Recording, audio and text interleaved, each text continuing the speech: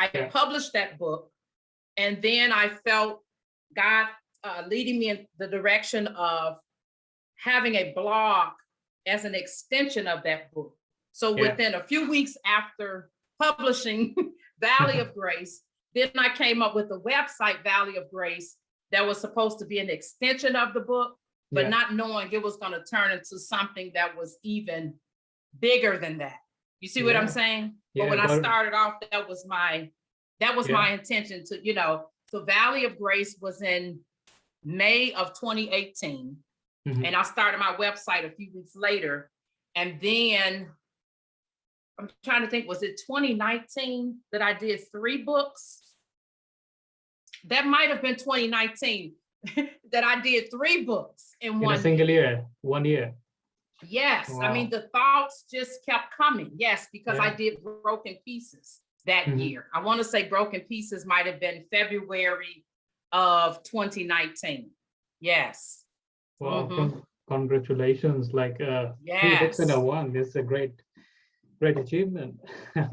And you know what? It can be done. What I would say is that it takes a lot of structure and time blocking, and you've got to be persistent and consistent about getting it done.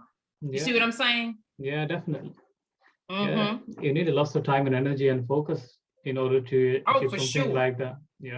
Yes, like you said, energy and focus. And then when you're talking about emotional and mental things, you also got to be prepared for sometimes having to take more breaks than what you had planned, because you've got to like grieve and work out whatever it is you're writing about. You see what I'm saying? Because some of it is heavy, and even though the truth is freeing, the truth also brings grief.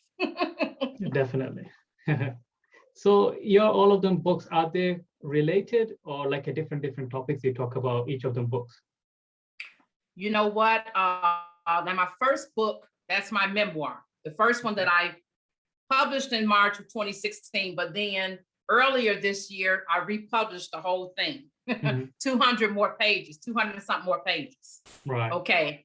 Yes, because what I felt was I wanted to make sure I turned down the trauma a little bit. Yeah. Put a little bit more humorous side to it. It still was trauma, but so that it wouldn't be so much of an impact. Yeah. And then the other part of it, so much growth and learning and healing had taken place since I had originally wrote the book. Okay. But that particular book, if you want to put it in a nutshell, it would be on what happens when you start off with not enough as your childhood wound, and just how far it can go. Yeah. You see what I'm saying? Yeah. So that not enoughness, what we do, it's hidden when you wear this armor, so to speak, or backpack, I like to think of it. We wear a backpack of perfection on our backs when we walk around with this backpack of perfection.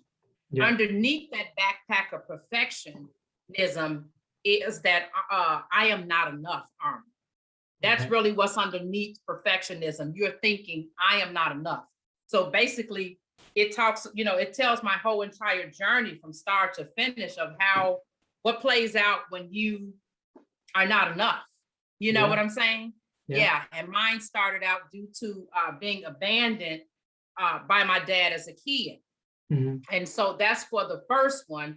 And for the one book I have that's Broken Pieces, Change Your Mindset, Break Unhealthy Patterns and Get Off the Mat and Thrive. That's one book, long subtitle.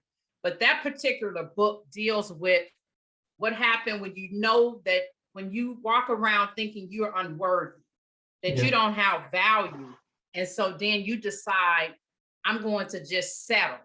You see what I'm saying? Yeah. Like you feel that you're powerless, you're defeated, you kind of confused as far as your identity is concerned. And what happens is like, you end up settling, you get into a rut. You know how it is, like, it's easy. Like once you get into a rut, it's hard to get out of. It's easy to just keep going. Like the more we settle, the more we get into a rut, the more relaxed we become. And then we start saying, well, things are not going to get better, or you expect since this Yeah, is we what get God has, comfortable on the situation, isn't it? We become yes, comfortable on the being a comfort yes, you zone. get comfortable and Yeah. you feel God already knows about my problem. And so Yeah. since he already knows, he's going to handle all of it. We think we don't have any responsibility. So that's Yeah. basically what that book deals with. Is like, you've got to get out of that comfort zone and of thinking that you are powerless. You Yeah. know, you got to get out of that rut. You got to be able to heal, to change your mindset and break all of those unhealthy patterns.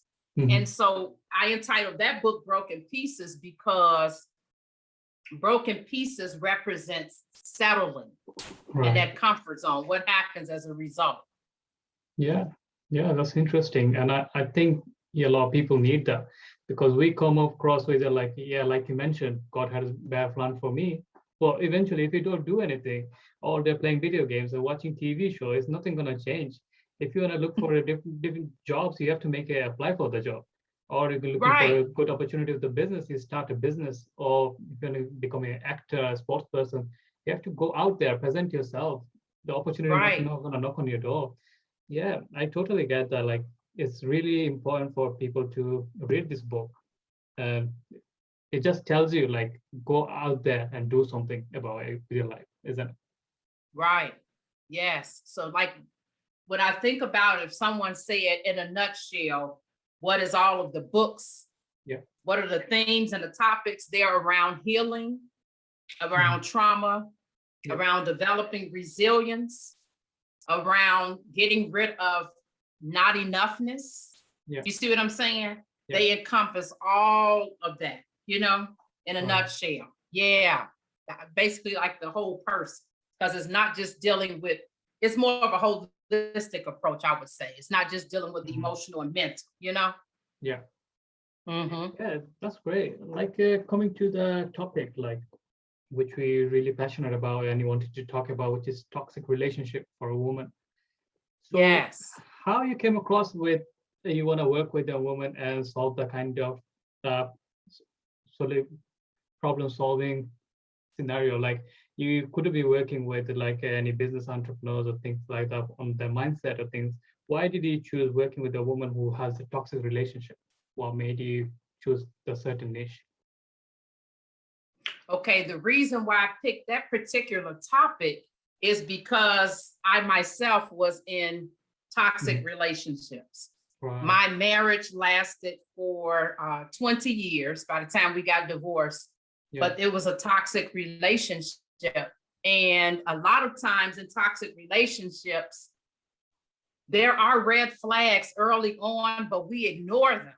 You see Mhm. what I'm saying? Yeah. Yeah. We ignore the red flags because we have not dealt with our own wounds. When we know that we are enough, Yeah. and when we know that we are valuable and our identity is in Christ, then we protect that. We protect our value. We protect that worth at all costs. And that protection is what's boundaries. That's what I Yeah. call boundaries, protecting your worth and your value.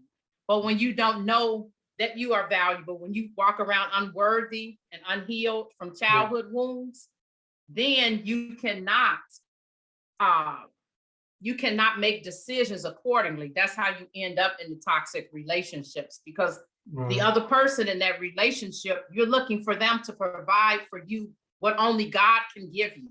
Yeah. Yeah. Yes. Isn't it like insecurity kills us? Like, because we are insecure on ourselves, we don't have any self-confidence, and we tend to be staying on a toxic relationship. Yes. Is that you see? Yeah. Yes. So insecurity is one of them. Being Mhm. insecure about your body, Yeah. as far as your body image. So that would be one of them. Insecurity, having low self-esteem, Yeah. just about what you think about your appearance in general. And then feeling like you're not enough. Mm. So somewhere along the way, someone told you that you were not enough. You see what Yeah. I'm saying? Yeah. Whether it was your parent or another relative, someone at school, somewhere along the way, someone as a child told you you were not enough. And if it wasn't you're not enough,